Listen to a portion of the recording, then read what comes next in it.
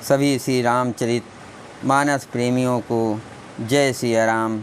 राम राम, हर हर महादेव, जय हनुमान। मंगल भवन अमंगल हारी, द्रवहु सुदशरथ अजर बिहारी। राम सिया राम, जय जय राम। तेहि अवसर नारद सहित अरुदिस सप्त समेत, समाचार सुने तुहिन गिरे गौने तुरंत निकेत। इस समाचार को सुनते ही हिमांचल उसी समय नारद जी और सप्त ऋषियों साथ लेकर अपने घर गए। तब नारद सब ही समझावा, पूरब कथा प्रसंग सुनावा। मैं ना सत्य सुनहु मम बानी, जगदम्बा तव सुता भवानी। तब नारद जी ने पूर्व जन्म की कथा सुनाकर सबको समझाया और कहा कि हे मैना, तुम मेरी सच्ची बात सुनो। तुम्हारी ये लड़की साक्षात जगजननी भवानी है। अजा अनादि शक्ति अविनाशिनी, सदा शंभु अर्धंग निवासिनी। जग संभव पालन लय करनी, निज इच्छा लीला बपुधरनी।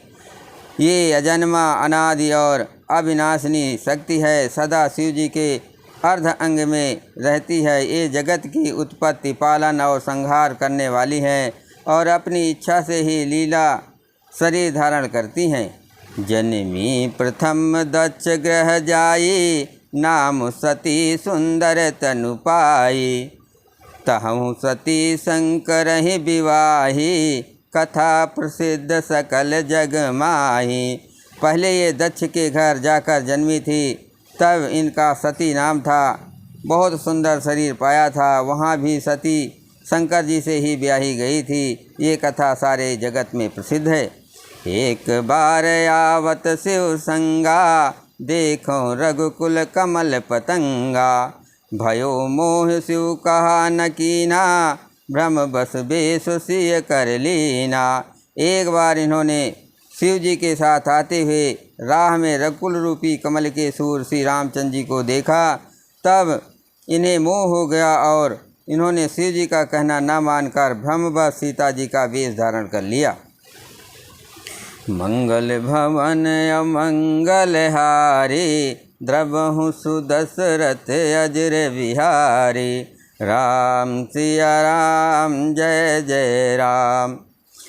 सिय बेसु सती जो कीन, तेहि अपराध शंकर परिहरी। हर विरह जाय बहोर, पितु के जग जोगा नल जरी। अब जन्मी तुमरे भवन, निज पति लाग दारुण तप किया। अस जान संशय तजहु गिरिजा, सर्वदा शंकर प्रिया। सती जी ने जो सीता का वेश धारण किया, उसी अपराध के कारण शंकर जी ने उनको त्याग दिया। फिर शिव जी के वियोग में ये अपने पिता के यज्ञ में जाकर वहीं योगाग्नि से भस्म हो गई। अब इन्होंने तुम्हारे घर जन्म लेकर अपने पति के लिए कठिन तप किया है, ऐसा जानकर संदेह छोड़ दो। पार्वती जी तो सदा ही शिव जी की प्रिया अर्धांगिनी हैं। मंगल भवन अमंगल हारी, द्रवहु दशरथ अजर बिहारी। राम सिया राम, जय जय राम। सुनि नारद के वचन तब, सब कर मिटा विषाद। छन महु व्याप्यु सकल पुर, घर घर ये संवाद। तब नारद के वचन सुनकर सबका विषाद मिट गया और क्षण भर में ये समाचार सारे नगर में घर घर फैल गया। तब मैं ना हिमवंतु आनंदे, पुनि पुनि पार्वती पद बंदे। नारी पुरुष शिशु जुवा सयाने, नगर लोग सब अति हर्षाने। तब मैना और हिमवान आनंद में मग्न हो गए और उन्होंने बार बार पार्वती के चरणों की वंदना की। स्त्री पुरुष बालक युवा और वृद्ध नगर के सभी लोग बहुत प्रसन्न हुए। लगे होनपुर मंगल गाना, सजे सबई हाटक घटनाना। भांति अनेक भय जो नारा, सूप सास जस कछु व्यवहारा। नगर में मंगल गीत गाए जाने लगे और सबने भांति भांति के सुवर्णों के कलश सजाए। पाका सास में जैसी रीत है उसके अनुसार अनेक भांति के जेवनार हुई रसोई बनी।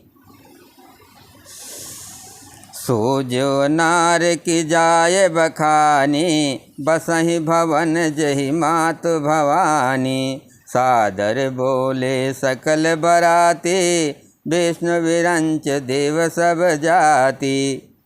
जिस घर में स्वयं माता भवानी रहती हो वहाँ की जेवनार भोजन सामग्री का वर्णन कैसे किया जा सकता है। हिमांचल ने आदरपूर्वक सब बारातियों को, विष्णु ब्रह्मा और सब जात के देवताओं को बुलवाया। विविध पात बैठी जेवनारा, लागे परसन निपुण सुवारा। नारबंद सुर जेवत जानी, लगी देन गारी मृदुबानी। भोजन करने वालों की बहुत सी पंगतें बैठी, चतुर रसोई परसने लगे। स्त्रियों की मंडलियां देवताओं को भोजन करते जानकर कोमल वाणी से गालियां देने लगी। मंगल भवन अमंगल हारी, द्रवहु सुदशरथ अजर बिहारी। राम सिया राम जय जय राम। गारी मधुर स्वर देह सुंदरी, विघ्न बचन सुनावहीं। भोजन करहि सुर अति विलम्ब, विनोद सुन सचु पावहीं। जेवत जो बड़यो आनंद, सो मुख कोटु ना परे कहो। अचवाय दीने पान गौने, बाँस जहाँ जाको रहो। सब सुंदरियाँ स्त्रियाँ मीठे स्वर में गालियाँ देने लगी और व्यंग भरे वचन सुनाने लगी। देवगण विनोद सुनकर बहुत सुख अनुभव करते हैं, इसलिए भोजन करने में बड़ी देर लगा रहे हैं। भोजन के समय जो आनंद बढ़ा वो करोड़ों मुँह से भी नहीं कहा जा सकता। भोजन कर चुकने पर सबके हाथ मुँह धुलवा कर पान दिए गए। फिर सब लोग जो जहाँ ठहरे थे वहाँ चले गए।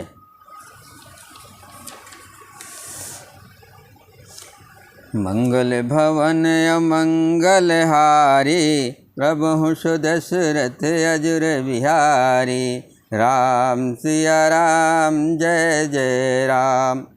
बहुर मुनि हिमवंत कहो, लगन सुनाई आय। समय बिलो के विवाह करे, पठय देव बुलाए। फिर मुनियों ने लौटकर हिमवान को लगन पत्रिका सुनाई और विवाह का समय देकर देवताओं को बुला भेजा। बोल सकल सुर सादर लीने, सबहि यथोचित आसन दीने। वेदी वेद विधान संवारी, सुभग सुमंगल गावह नारी। सब देवताओं को आदर सहित बुलवा लिया और सबको यथा योग आसन दिए। वेद की रीत से वेदी सजाई गई और स्त्रियाँ सुंदर शेष मंगल गीत गाने लगी। सिंहासनुवत दिव्य सुहावा, जाय न बरन बिरंच बनावा। बैठे शिव विप्रन सिरुनाई, हृदय सुमिर निज प्रभु रघुराई। वेदिका पर एक अत्यंत सुंदर दिव्य सिंहासन था, जिसकी सुंदरता का वर्णन नहीं किया जा सकता, क्योंकि वो स्वयं ब्रह्मा जी का बनाया हुआ था। ब्राह्मणों को सिर नवाकर और हृदय में अपने स्वामी श्री रघुनाथ जी का स्मरण करके शिव जी उस सिंहासन पर बैठ गए। बहुर मुनीशन उमा बुलाई, कर सिंगारु सखी लय आई। देखत रूप सकल सुर मोहे, बरने छवि यस जग कवि को है। फिर मुनीश्वरों ने पार्वती जी को बुलाया। सखियां श्रृंगार करके उन्हें ले आई। पार्वती जी के रूप को देखते ही सब देवता मोहित हो गए। संसार में ऐसा कवि कौन है जो उस सुंदरता का वर्णन कर सके। जगदम्बिका जाने भव भामा, सुरन मनहि मन कीन प्रणामा। सुंदरता मर जाद भवानी, जाय न कोटहु बदन बखानी। पार्वती जी की जगदम्बा और शिव जी की पत्नी समझकर देवताओं ने मन ही मन प्रणाम किया। भवानी जी सुंदरता की सीमा है, करोड़ों मुखों से भी उनकी शोभा नहीं कही जा सकती। मंगल भवन अमंगल हारी, द्रवहु सुदशरथ अजर बिहारी। राम सिया राम जय जय राम। कोटहु बदन नहीं बने, बरनत जग जननी शोभा महा। सकुचहि कहत सुति शेष शारद, मदमति तुलसी कहा। छवि बखानी मातु भवानी, गौनी मंद मंडप शिव जहाँ। अवलोक सकहि ना सकच पति, पद कमल मन मधु करु तहाँ।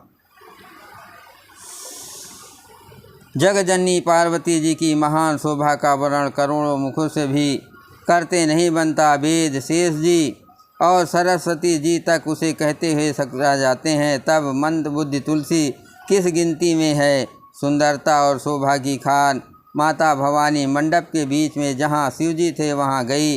वे संकोच के मारे पति शिव जी के चरण कमलों को देख नहीं सकती, परंतु उनका मनरूपी भौरा तो वही रसपान कर रहा था।